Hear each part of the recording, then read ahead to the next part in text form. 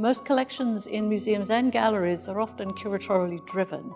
The curator has an interest, and if that interest works within the parameters of the museum or the gallery itself, well, we certainly have ceramics. And of course, I've become more and more interested in BC ceramics and interested in the fact that very few places are collecting it. And I know that the Vernon Museum has some pieces, the Art Gallery of Greater Victoria, the VAG, and us. And I do believe if we actually got together and thought about BC ceramics and said, this is really important, why don't we find a way that between us we can make sure that BC ceramics is well represented within the arts of British Columbia.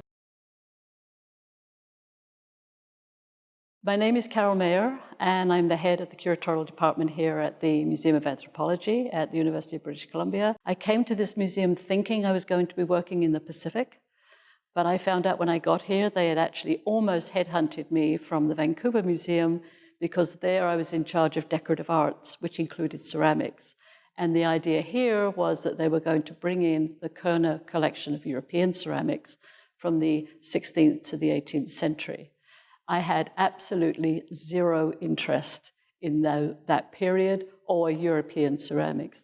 But one of the fabulous things about being a curator, there is not an object on this earth that isn't interesting. And so I started working with Dr. Koerner. I went to his house. We spent hours and hours and hours looking at his work from a collector's viewpoint, very aesthetic, very valuable, connoisseur, those kinds of things. But it wasn't until I actually spoke to potters here in British Columbia that I started to get the hang of what ceramics was really, really all about. And for me, it's always been about the hand of the potter.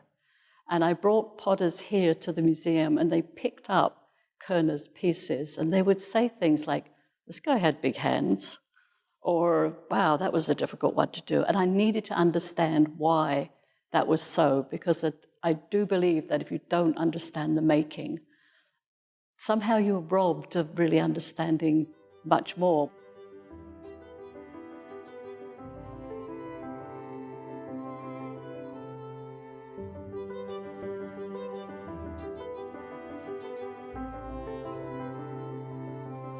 We had ceramic huts here after World War II, apparently requisitioned from army bases and just brought in because the soldiers were coming back from war and they wanted to go to university and there was nowhere for them to go, so they brought all these huts in.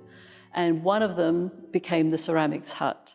And there was this rather magnificent woman called Olia Davis, who already had a history of being an artist in clay. In fact, did work at the Vancouver Hotel, won prizes for it, commissioned by the Vancouver Art Gallery at that time, many years ago.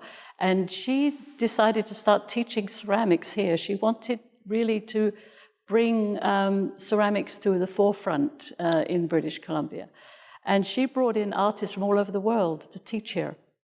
And slowly but surely, a cadre of people started to be nurtured. I think what's interesting for me is that the work of that time period, which was the 50s, 60s, 70s, got stuck in this craft place. It was craft and therefore devalued within the art world. It wasn't even decorative art, although I think the modernism movement in Vancouver moved it into the decorative art field. You had your one wobbly pot sitting on your beautiful, pristine table, in your house with the big glass windows. And it languished, I think. And I don't think that ceramics belongs as craft or art or decorative art or any of those sort of silos that we put things in. I think it just is to itself, and it can float in all of those places. I believe that in the urban world, that the potters that stayed in the urban world started to create work that had to do with the ordinariness of their lives, or the ordinariness of what's around them, and they elevated that into something extraordinary. But that ordinariness was influenced by, whatever was being imported, whether it was in ceramics or textiles or design or whatever. That's why I love artists, because they take it and they sort of go squish, squish, squish, squish, and they create. Why not work with a collector? who is interested in a particular artist and work with them to create the collection and then bring the collection ultimately to the institution.